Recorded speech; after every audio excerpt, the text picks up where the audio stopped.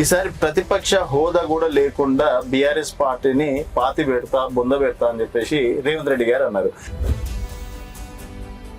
బొందబెట్టుడు భాష, లాగులో తొండలు జరిచిన భాష కాదు. ఇచ్చినటువంటి హామీల మీద చర్చకు వచ్చే దమ్ముందా? ఇప్పుడిప్పుడే కదా అవుతుంది, మొత్తం కంప్లీట్ గానీ ఒక సంవత్సరం అన్న టైం ఇవ్వరా మీరు? అడ్డదిడ్డంగా ప్రజల్ని కన్ఫ్యూజ్ చేయడంలో నంబర్ 1 రేవంత్ రెడ్డి, పిచ్చి మాటలు మాట్లాడడంలోనే నంబర్ 1 రేవంత్ రెడ్డి తప్ప ప్రజలకు పనికొచ్చే అక్కడికొచ్చే పనులు చేయడంలో నంబర్ 0 ఆయన. లాస్ట్ బాలకృష్ణ డైలాగులు కొట్టుడు కాదు. పరిపాలన అంటే ప్రజలకు ఇచ్చినటువంటి హామీని నెరవేర్చడం. మీ పాలనే బాగుంది, మేమే అది చేసినాం ఇది చేసినాం అని మీరంటే సన్న బియ్యం తెచ్చిండు, 200 ఫ్రీ యూనిట్ తెచ్చిండు, 500 గ్యాస్ సిలిండర్ తెచ్చిండు. మహిళల్ని కోటీశ్వరాలను చేస్తా అన్నాడు ఫ్రీ బస్ ఇచ్చి. ఫ్రీ బస్ చేయగానే కోటీశ్వరాలు అవుతారా రాజు? నాకు మాట చెప్పు. అది కూడా మహిళలకు ఫ్రీ ఇచ్చి పురుషులకు డబుల్ ఛార్జ్ చేస్తున్నాడు. కేసీఆర్ గారు అన్న దాంట్లో మన నిజంగా సీఎం అని నినాదాలు కావచ్చు, తర్వాత కేసీఆర్ గారు హైడ్రా విషయంలో కావచ్చు, మూసి ప్రక్షాళన విషయంలో మాట్లాడడం అనేది జరిగింది. స్పీచ్ చూస్తే ఏదో కోల్పోయినా ఒక ఫీలింగ్ వచ్చింది అనిపించింది అన్న. నిజమే? అహంకారంతో విరవీగుతున్నటువంటి వ్యక్తుల మీద నుండే తెలంగాణను తీసుకొచ్చిండు ఆయన. వాళ్ళందరినీ కూడా కామ్ డౌన్ చేసి తెలంగాణ తీసుకొచ్చినటువంటి గొప్ప మనిషి ఆయన. బెదురుతాడు గిప్పో గిందంతుంది ఆయన కోసం. నిన్న హరీష్ రావు గారు కూడా సభకు రాకపోవడం, కాళేశ్వరంకి నిన్న రేవంత్ రెడ్డి గారు వెళ్ళడం, సో ఇవన్నీ చూసుకున్నట్టయితే నిజంగా కాళేశ్వరం విషయంలో కేసీఆర్ గారు హరీష్ రావు గారు ఏమైనా భయపడుతున్నారా? ఇలా కాళేశ్వరం ప్రాజెక్ట్ కట్టినందుకే దాదాపు ఒక 7-8 జిల్లాలలో మరి గ్రౌండ్ వాటర్ ఇంక్రీజ్ అయ్యి పంట పెట్టుబడి పెరిగింది, అలా పంట రాబడి పెరిగింది. అలా అటువంటి కాళేశ్వరం ప్రాజెక్ట్ లో ఉన్నాయి లేని అన్ని కల్పితాలు చేసి శునకానందం ముందు ఇవన్నీ పిచ్చి మాటలు ఇవి. ఇంత డేర్ గా మాట్లాడుతున్నారు కదా, మరి మీ మీద ఎన్ని కేసులు పెడతారో? రేవంత్ రెడ్డి మాట్లాడినటువంటి భాషను నేను మాట్లాడుతున్నా. నా మీద ఎన్ని కేసులు పెడతారో రేవంత్ రెడ్డి మీద కూడా అన్ని కేసులు పెట్టాలి. అప్పుడైతేనే ఒకటే మాట, చెల్లుకు చెల్లు. వెల్కమ్ టు తెలంగాణ వెలుగు, నేను మీ రాజు. సో ఇంకొక 2029 వరకు బీఆర్ఎస్ని భూస్థాపితం చేస్తాం, బీఆర్ఎస్ని పాతి పెడతాం అని చెప్పేసి కూడా రేవంత్ రెడ్డి గారు చెప్పారు. అలాగే రేవంత్ రెడ్డి గారు ఈసారి ప్రతిపక్ష హోదా కూడా బీఆర్ఎస్ పార్టీకి రానివ్వకుండా చేస్తా అని చెప్పేసి శపథం చేశారు. ఇదే విషయంపై మనతో పాటు మాట్లాడడానికి హరీష్ రెడ్డి గారు ఉన్నారు, బీఆర్ఎస్ పార్టీ సీనియర్ నాయకులు, రామగుండ నియోజకవర్గం. నమస్తే హరీష్. నమస్తే రాజు అన్న. మొత్తం నిన్న చూసుకున్నట్టయితే ఇటు కేసీఆర్ సభ, ఇటు రేవంత్ రెడ్డి గారి సభ. సో కేసీఆర్ గారు ఉండేసి నెక్స్ట్ అధికారంలో మేమే వస్తాం, ఇది ప్రజా తీర్పు, ఇప్పుడు వరకు కాంగ్రెస్ని నమ్మి మేం చేసినటువంటి అభివృద్ధిలో సగం కూడా చేయట్లేదు అని చెప్పేసి కేసీఆర్ గారు చెప్తుంటే, ఈసారి ప్రతిపక్ష హోదా కూడా లేకుండా బీఆర్ఎస్ పార్టీని పాతి పెడతా బొంద పెడతా అని చెప్పేసి రేవంత్ రెడ్డి గారు అన్నారు. సో మరి అంటే ఆ విషయం ఇంకొకరు కూడా అన్నారు అనుకోండి, అది వేరే పార్టీ నాయకురాలు. మరి నిజంగా బీఆర్ఎస్ పని అయిపోయిందని చెప్పేసి అనుకోవచ్చా? బీఆర్ఎస్ పని అయిపోయిందని అనుకునే వాళ్ళందరూ కూడా పిచ్చోళ్ళు, మూర్ఖులు వాస్తవానికి. ఎందుకంటే రేవంత్ రెడ్డి ఇచ్చినటువంటి అబద్ధపు హామీల్ని నమ్మి రేవంత్ రెడ్డి మాట్లాడినటువంటి పిచ్చి బూతులకు కొంత ఉద్రేకంతో లోనై ప్రజలు ఆడాడు ఓట్లేసి గెలిపించారు. పాకెట్స్ లో గెలిచిన వాళ్ళు మొత్తం స్టేట్ వైడ్ మొత్తం గెలవలేదు. మేము ఓడిపోయింది కేవలం 1.4% మాత్రమే. దానికే విర్రవీగిపోయి నేను పాతి పెడతా నెక్స్ట్ ఎలక్షన్ అయిపోయినాక. ఎవరిని పాతి పెడతావు? నువ్వు ఉన్నది ఇంత తొట్ట చెక్కినంత. ఎవరిని పాతి పెడతావు? గడ్డపరతం దవ్వాలి ఫస్ట్. గడ్డపరంతా కూడా లేవు. నువ్వు పాతి పెడతావా? కార్యకర్తలు ఎంకరేజ్ చేసేది ఆ దుర్భాషలు, ఆ పిచ్చి మాటలు ఎంకరేజ్ చేసేది ఈయననే కదా. ఆయననే కింద అంటున్నాడు, ఆయన వాడిని పాతి పెడతాడు అంటున్నా. అదొకటి అయితే. రెండోది, సరే ఇప్పుడు సరే మీరు పాతి పెట్టారు అంటున్నారు. అదే రేవంత్ రెడ్డి గారు 23లో బీఆర్ఎస్ పార్టీని అధికారంలో లేకుండా చేసిండ్రు. అదే రేవంత్ రెడ్డి ఎంపీ ఎన్నికల్లో 0 సీట్స్ ఇచ్చిండ్రు. అదే రేవంత్ రెడ్డి ఇటు ఒక ముఖ్యమంత్రి గారిదైనా ఒక ప్రభుత్వానిదైనా వాళ్ళు చేస్తున్నటువంటి పరిపాలనను చూసి మనం కొలచాలి కానీ, అంతే తప్ప ఆయన మాట్లాడినటువంటి పాతిపెట్టుడు భాష, బొందబెట్టుడు భాష, లాగులో తొండలు జరిచిన భాష కాదు. ఇచ్చినటువంటి హామీల మీద చర్చకు వచ్చే దమ్ముందా? ఇలా కాళేశ్వరం ప్రాజెక్టు మీద అనేకమైనటువంటి అబాండాలు వేసి దాన్ని రిపేర్లు కూడా వేయకుండా మేడిగడ్డ ప్రాజెక్టులో కొంగినటువంటి 2 పిల్లర్ని, రైతుల భూముల్ని బీళ్లు పట్టిస్తున్నటువంటి మాట వాస్తవం కాదా? అన్ని పంటలకు కూడా ఇలా ఏది మన బోనస్ ఇస్తా అని చెప్పి కేవలం సన్న వడ్లకు మాత్రమే ఇచ్చుకుంటూ, అది కూడా అరకొరకనే ఇస్తూ రైతుల్ని మోసం చేసింది కాదా? 2 లక్షల ఉద్యోగాలు ఇస్తా అని చెప్పేసి ఇంతవరకు 15-16 వేల ఉద్యోగాలు ఇచ్చి చేతులు దులుపుకున్న మాట వాస్తవం కాదా? రుణమాఫీ కూడా అరకొర చేసిన మాట వాస్తవం కదా? రైతు భరోసా మూడు దఫాలు ఎగ్గొట్టిన మాట వాస్తవం కదా? ఈ దఫా కూడా నెలకు ఒక ఎకరాన్ని చొప్పున వేస్తున్నాడు సిగ్గులేనోడు. ఎవడన్నా నెలకు కూడా వేస్తాడు? కేసీఆర్ గారు మొత్తం కలిపి 10 రోజుల్లో కంప్లీట్ చేసినాడు రైతు బంధు. ఇలా నెలకు ఒక ఎకరానికి వేస్తూ రైతుల్ని నట్టేయడం ఉంచుతున్నటువంటి మాట వాస్తవమా కాదా? ఇవన్నీ చూసినాక మేము చెప్తున్నాం బరాబర్ ఇలా రైతులు నిన్ను పొందబెడతారు, నీ పార్టీని పొందబెడతారు అని అంటున్నాం. ఆయనకి ఏ భరోసాతో ఇలా వచ్చేసరి కూడా నాదే వస్తుంది పార్టీ అని అంటున్నా నాకైతే అర్థమవుతలేదు. ఓకే, సో నిన్న అంటే మరి కేసీఆర్ గారు అన్న దాంట్లో మరి నిజంగా సీఎం అని నినాదాలు కావచ్చు, తర్వాత కేసీఆర్ గారు హైడ్రా విషయంలో కావచ్చు, మూసి ప్రక్షాళన విషయంలో మాట్లాడడం అనేది జరిగింది. ఇంకా అనేక విషయాలు వెలుగుమట్లు ఇలాంటివి మాట్లాడకుండా కేవలం అంటే నిన్న స్పీచ్ చూస్తే ఏదో కోల్పోయిన ఒక ఫీలింగ్ వచ్చింది అనిపించింది అన్న. నిజమేనా? లేదు, కేసీఆర్ గారి ముఖంలో కానీ కేసీఆర్ గారి క్యాడర్ లో కానీ ఉత్తేజాన్ని చూస్తే కోల్పోయినామన్నటువంటి బాధ ఏం లేదు.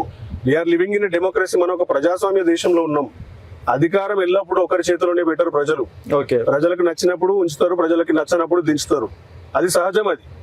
అది తెలుసు. అది ఇప్పుడు 42 ఏళ్ళు 45 ఏళ్ళు రాజకీయాల్లో ఉన్న వ్యక్తి ఒక్కసారి పవర్ బొంగనే కుంగిపోతారా?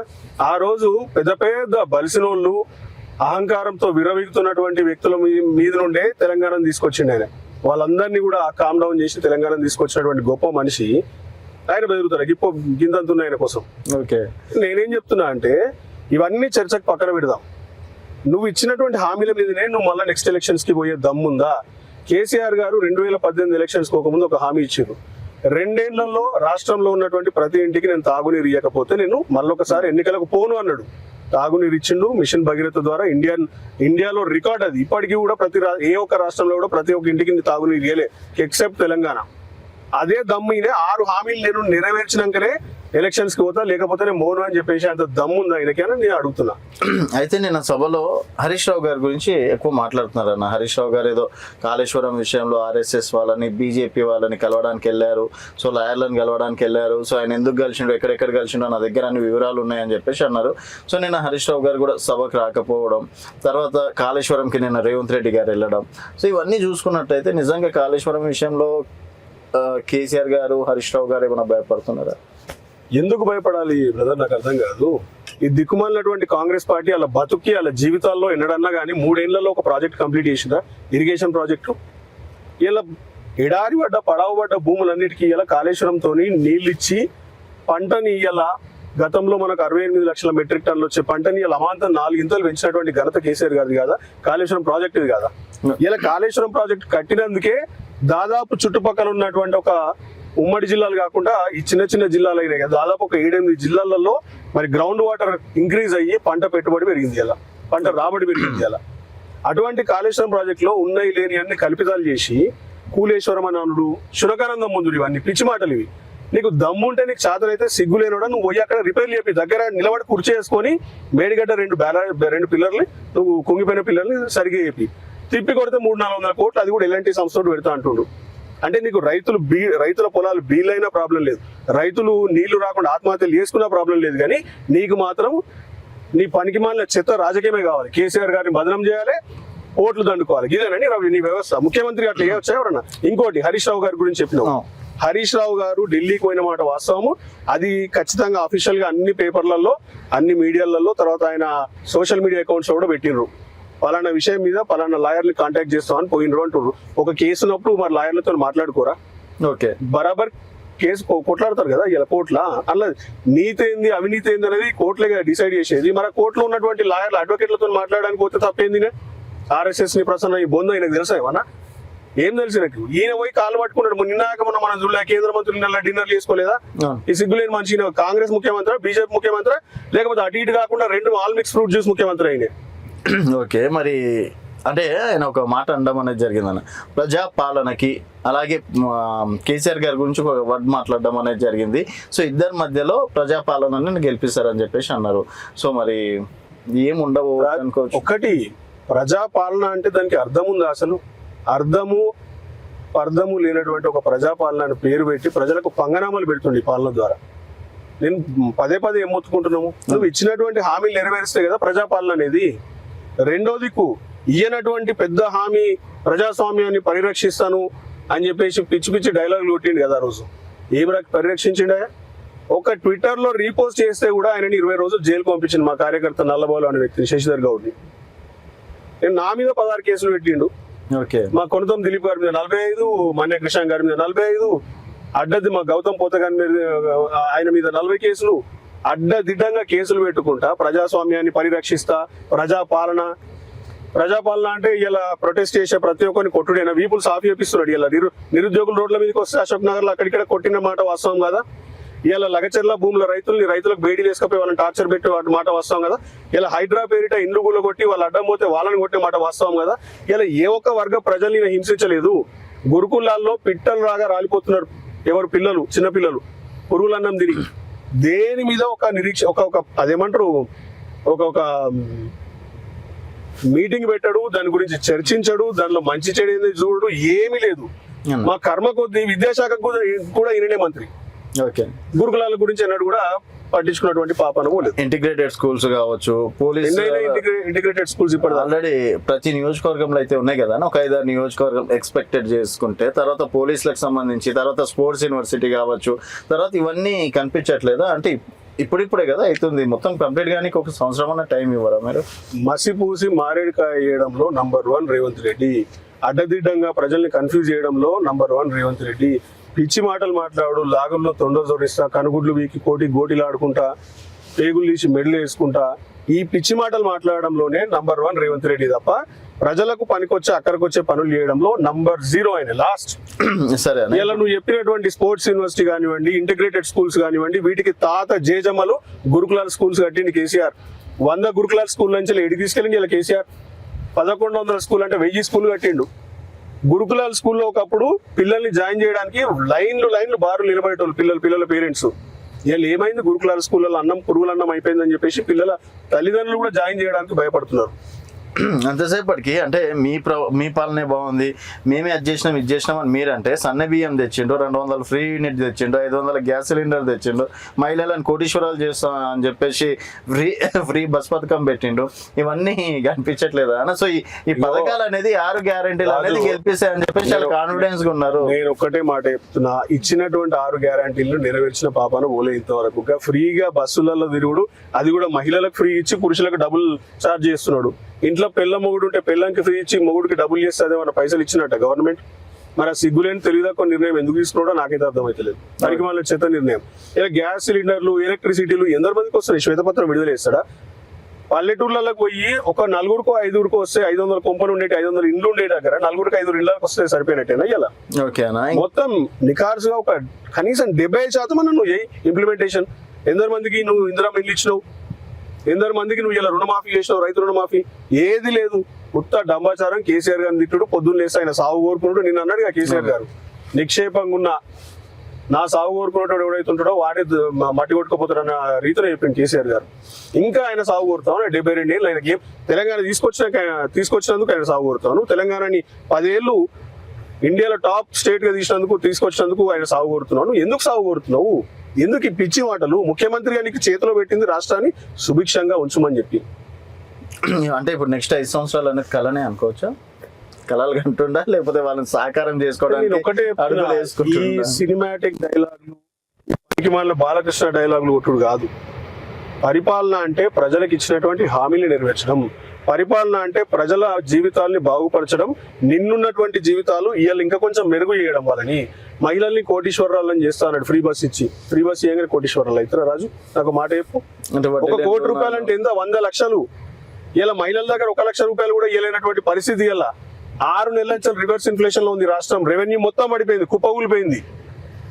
ఏ ఒక్క పెట్టుబడి కూడా రావట్లేదు ఇలా రాష్ట్రానికి. నేను గతంలోనే చెప్పిన 5,70,000 కోట్లు తెలంగాణ గ్లోబల్ సమిట్ అని చెప్పేసి 4th సిటీలో పెట్టినో అదంతా డంబాచారం, గ్యాస్. అదని ఏం లేదు, పెట్టుబడులు రావు, మన్ను రావడానికి. ఓకే.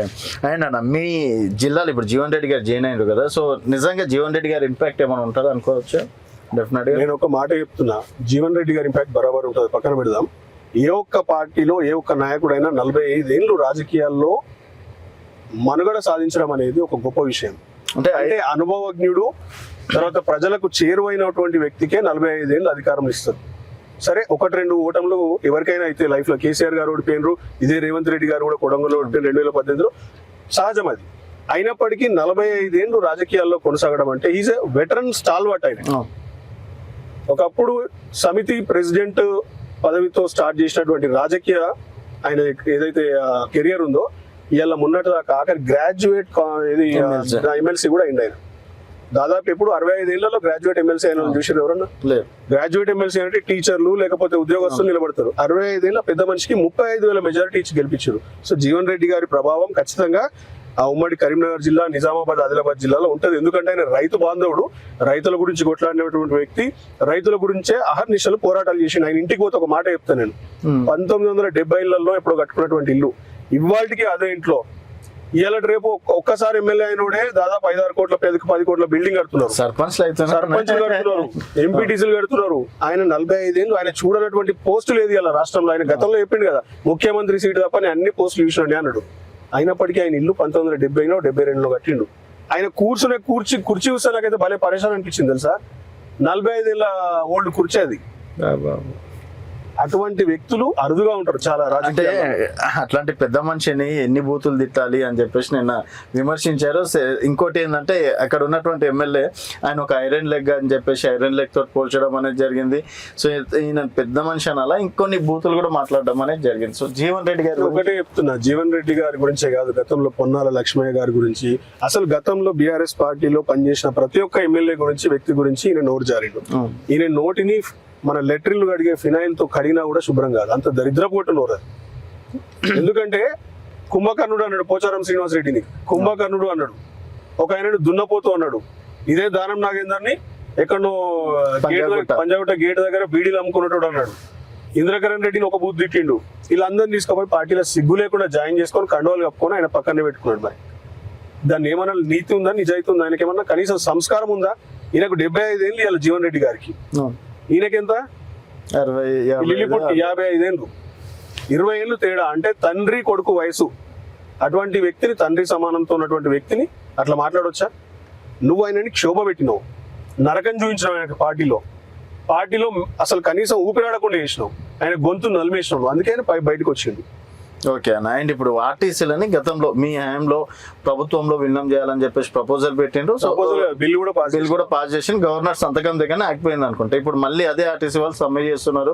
మరి ఇక్కడ సమ్మె చేయడానికి అంటే కారకులు బీఆర్ఎస్ ప్రభుత్వం అనుకోవచ్చా, బీఆర్ఎస్ ప్రభుత్వం, కాంగ్రెస్ అనుకోవచ్చు? బీఆర్ఎస్ ఎందుకు అవుతుంది? బీఆర్ఎస్ కదా వాళ్ళని ప్రభుత్వంలో విలీనం చేస్తున్నామని చెప్పేసి ఆ రోజు నిర్ణయం తీసుకొని అన్ని కార్యక్రమాలు పూర్తి చేసి కనీసం ఇట్లా వాళ్ళకి ఇంకా ఆ ప్రభుత్వ లాంఛనాలు పూర్తయ్యే సమయానికి ఇలా మేము ప్రతిపక్షంలోకి వచ్చాం. దురదృష్టవశాత్తు అధికారంలో ఉన్నటువంటి సన్నాసేవుడు, అధికారంలో ఉన్నటువంటి దుర్మార్గుడు, ఆ దుర్మార్గుడుగా చేయాల్సింది ఎలా వాళ్ళని ప్రభుత్వంలో విలీనము ఎందుకు చేస్తలేడు?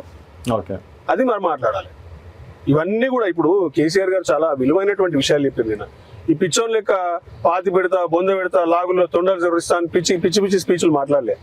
కేసీఆర్ గారు తెలంగాణకు జరుగుతున్నటువంటి నష్టము, తెలంగాణలో అరాచక పరిపాలనని ఎట్లా అంతమొందించాలి, మళ్ళా మనము సువర్ణ తెలంగాణ, బంగారు తెలంగాణ ఎట్లా చేసుకోవాలనే దాని మీదనే ఆయన స్పీచ్ ఆద్యంతం నడిచింది. హైడ్రా గురించి చెప్పారు. ఇలా హైదరాబాద్ లో అత్యంత ముఖ్యమైనటువంటి విషయం, పెద్ద సమస్య హైడ్రాకు ఒక పరిమితులు లేవు. కేవలము బలిసినోడు ఎవడైతుంటాడో వాని దగ్గరికి హైడ్రా ఎన్నడూ పోదు. అలా ఇదే రేవంత్ రెడ్డి వాళ్ళ అన్న తిరుపతి రెడ్డి ఇంటికి ఎందుకు పోదు హైడ్రా?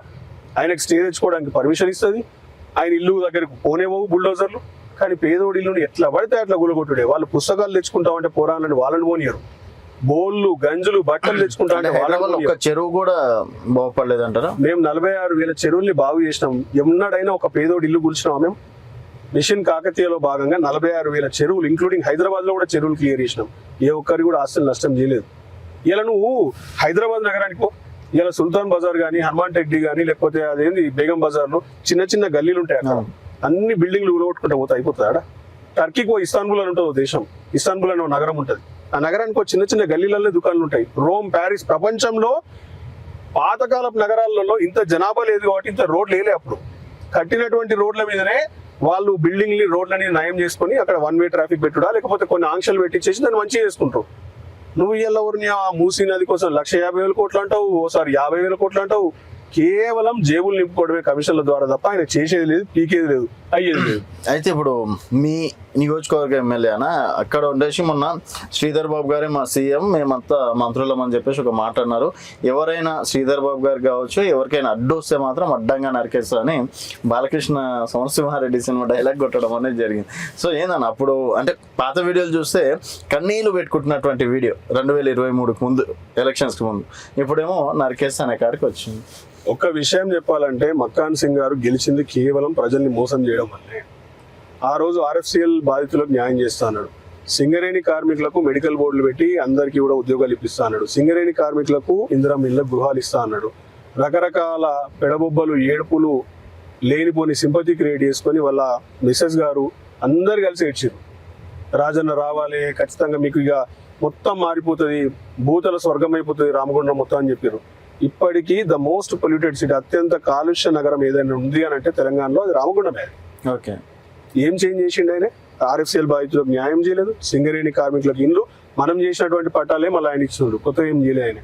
రెండవది ఇలా మెడికల్ బోర్డు పెట్టాడు, మెడికల్ బోర్డు పెట్టి ఇలా కొత్త ఉద్యోగంలోకి తీసుకోరు. మరి ఎవరికి నువ్వు న్యాయం చేసినావు? ఇవన్నీ న్యాయం చేయకపోగా ఏం మాట్లాడతావు? ఇలా రేవంత్ రెడ్డిని కాదని ఇలా శ్రీధర్ బాబు మాకు ముఖ్యమంత్రి రేవంత్ రెడ్డి కాదుగా. పొద్దున్న లేస్తే తిరిగేదేమో రేవంత్ రెడ్డితో, రాత్రి కాగానే ఇక్కడికి వచ్చి మీటింగ్లలో ఏం మాట్లాడతావు? మాకు రేవంత్ రెడ్డి కాదు, హైదరాబాద్ లో రేవంత్ రెడ్డి ముఖ్యమంత్రి, పెద్దపల్లికి వస్తే శ్రీధర్ బాబు ముఖ్యమంత్రి. అంటే రాష్ట్రానికి ఎందరు ముఖ్యమంత్రులు ఉంటారు భయ్, నాకు అర్థం కాదు. మళ్ళీ ఏమన్నాడు శ్రీధర్ బాబు గారు, ఇక్కడ కంప్లీట్ అంటే పర్మనెంట్ ఉండరు, మీకు ఎటువంటి సమస్య వచ్చినా కానీ నేను కానీ లక్ష్మణ్ కుమార్ గారు కానీ విజయరామరావు గారి ముగ్గురం ఊరికొస్తాం, మాకు అడ్డం మాట్లాడితే అడ్డంగా నరికేస్తాం. ప్రజాస్వామ్యబద్ధంగా ఎన్నుకోబడినటువంటి ఒక ఎమ్మెల్యే ఇలా అడ్డంగా నరికేస్తానటువంటి ఒక రాక్షసుల భాష, దుర్మార్గులటువంటి భాష, రౌడీలు, గుండాలు మాట్లాడే భాషను మాట్లాడొచ్చా?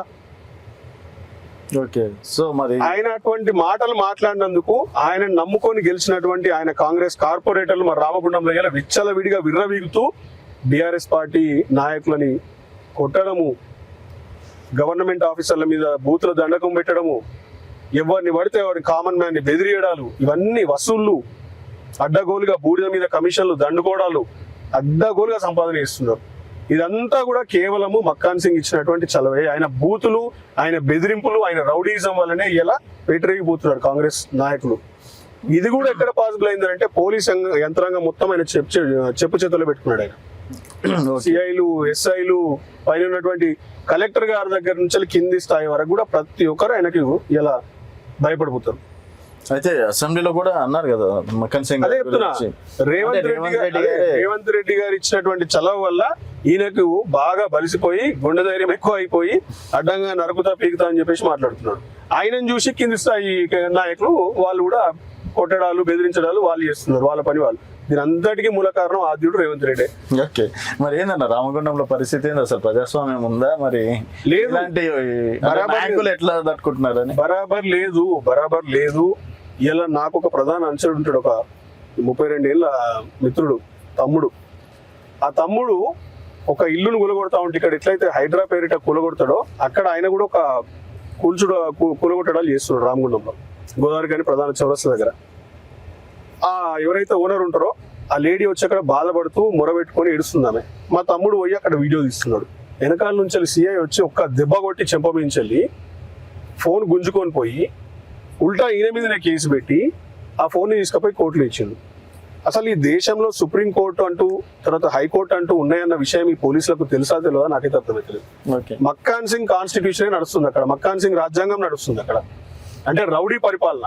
పోలీసులు సైతము ఇలా ఆయన కొట్టి ఆయన ఫోన్ లాక్కొని ఫోన్ తీసుకుంటారు. ఫోన్ ని అసలు కాన్ఫిస్కేట్ చేయొద్దు అనేది సుప్రీంకోర్టు గైడ్ లైన్స్.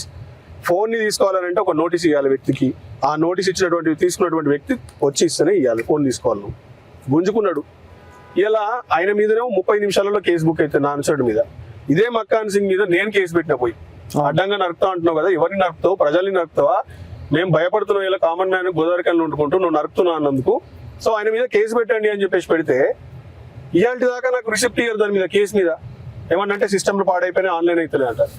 ఇంత బుద్ధి తక్కువ మనుషులు ఉన్నారా పోలీస్ డిపార్ట్మెంట్? నాకు అర్థం కాదు. కాదన్న, అంటే వీడియో తీస్తేనే కేసులు పెడుతున్నారు. మీరు ఇంత డేర్ గా మాట్లాడుతున్నారు కదా, మరి మీ మీద ఎన్ని కేసులు పెడతారో అని చెప్పేసి. నేను ఒకటే మాట, నా మీద ఇప్పటికి 16 కేసులు అయినాయి. ఓకే, రేవంత్ రెడ్డి మాట్లాడినటువంటి భాషను నేను మాట్లాడుతున్నా. నా మీద ఎన్ని కేసులు పెడతారో రేవంత్ రెడ్డి మీద కూడా అన్ని కేసులు పెట్టాలి. అప్పుడైతేనే ఒకటే మాట, చెల్లుకు చెల్లు. దగ్గర ఇంకా అసలు తగ్గము. రేవంత్ రెడ్డి అట్లా ప్రయోగించిన భాషనే నేను ప్రయోగిస్తా ఓకే. అంతే. కేసీఆర్ గారు జోలికి వస్తే అంటే మాత్రం ఇదంతా తాట తీస్తాం. రామగుండం ప్రజల కోసమా లేకపోతే కేవలం హరీష్ రెడ్డి హైలైట్ అవుదామని చెప్పేసి? బరాబర్ రామగుండం ప్రజల కోసమే. రామగుండం ప్రజలు సఫర్ అవుతున్నటువంటి విధానం చూసినాం. ఇలా ప్రపంచంలో ఉన్నటువంటి అత్యంత కాలుష్యమైనటువంటి నగరాలన్నింటినీ కూడా అక్కడ ఉన్నటువంటి నాయకత్వం, అక్కడ ఉన్నటువంటి ప్రభుత్వాలు ఎట్లా క్లీన్ చేసిన విధానం నాకు తెలుసు. ఖచ్చితంగా రామగుండంలో కూడా అటువంటి ప్లాన్స్ ఇంప్లిమెంట్ చేయాలంటే ఖచ్చితంగా మేము అధికారంలోకి రావాలి. ఆ ప్లాన్స్ ఇంప్లిమెంట్ చేసి అక్కడ ఉన్నటువంటి కాలుష్యాన్ని దూరం చేసి ప్రజల ప్రాణాలు కాపాడాలన్న ఒక ఉద్దేశంతోనే నేను రామగుండం ప్రజల కోసం వచ్చినాను నేను. ఓకే. అంత కాలుష్యమైనటువంటి నగరం ఇలా మీకు సౌత్ ఇండియాలో కనబడదు. మరి ఆ నగరాన్ని ఇలా రోజుకు అన్న యావరేజ్, మొన్న ఒక పేపర్ ఒకటి చెప్పిండు, రోజుకు అన్న యావరేజ్ 7 నుంచి 8 మంది చనిపోతారు రామగుండం. లివర్ బాధితులు ఉంటారు, కిడ్నీ పేషెంట్స్ ఉంటారు, కాలుష్యం ఊపిరితిత్తుల బాధితులు ఉంటారు. ఇవన్నిటికీ కూడా మూల కారణం కాలుష్యం. అయితే నేనేమంటున్నాను, అన్ని రోజుల సమస్య పరిష్కారం కాదు. ఏదో హరీష్ రెడ్డి యూఎస్ నుంచి వచ్చిండు, నేను ప్రజలను అట్లా చేస్తా ఇట్లా చేస్తా, మహేష్ బాబు లాగా శ్రీమంతులు సినిమా డైలాగులు కొట్టేస్తే మీ జనాలు నమ్మేస్తారా? నేను హరీష్ రెడ్డి చెప్తే నమ్మకపోవచ్చు, కానీ రేవంత్ రెడ్డి చెప్తే మాత్రం భూతల స్వర్గం చేస్తా అన్ని పొడిచి పిక్తా అంటే నమ్ముతారా జనాలు? నమ్మిండ్రు కదా. ఓకే. మరి హరీష్ రెడ్డి కనీసం చదువుకున్నాడు, ఇంటర్నేషనల్ ఎక్స్పోజర్ ఉన్నాడు, బయట విషయాలు తెలుసు, ఖచ్చితంగా ఏం చేస్తే ఇక్కడ కాలుష్యం తగ్గుతా అనే విషయం తెలుసు కాబట్టి నమ్మేటోళ్ళు నమ్ముతారు, నమ్మనోళ్ళు నమ్మరు. నమ్మేటోళ్ళు ఓట్లు వేస్తారు, గెలుస్తాం మేము అంతే. కానీ ఈయనలాగా ఇచ్చినటువంటి వాగ్దానాలు పక్కన పడేసి గుడ్లు పీకుతా, తీసుకుతా, పొడుస్తా ఈ మాటలు అయితే నేను మాట్లాడాలి. నాకున్న చదువు, సంస్కారము, జ్ఞానము దాంతో ప్రజలకు ఉన్నటువంటి కష్టాలను దూరం చేయడానికి మాత్రమే వచ్చాను. ఓకే. నా ఫైనల్ క్వశ్చన్, నిన్న ప్రజా ఆశీర్వాద సభ అని చెప్పేసి సభ పేరు కూడా ప్రజా ఆశీర్వాదం అని పెట్టారు. మరి ప్రజలు ఆశీర్వాదం ఇస్తారని చెప్పేసి అనుకోవచ్చా? మొదలైంది అనుకోవచ్చా ఇప్పటి నుంచి? ఆల్రెడీ చేంజ్ మొదలైంది, బరాబర్ మొదలైంది. ప్రజా ఆశీర్వాద సభలో భాగంగానే ప్రజలు ఆశీర్వదించారు కాబట్టి ఇవాళ రాబోయే ఎన్నికలైనా లేకపోతే ఇక ముందు రాబోయే 2029 ఎలక్షన్స్, అసెంబ్లీ ఎలక్షన్స్ లో అయినా విజయడంక మోగించడం ఖాయం. కేసీఆర్ గారు ముచ్చటగా 3వ ముఖ్యమంత్రి అవడం మాత్రం ఖాయం, బరాబర్. ఓకే అన్న, థ్యాంక్ యూ అన్న, thank you so much. Thank you Raju. So ఇది హరీష్ రెడ్డి గారితో స్పెషల్ చిట్ చాట్. మరొక గెస్ట్ మళ్ళీ గెలుద్దాం. చూస్తూనే ఉండండి తెలంగాణ వెలుగు.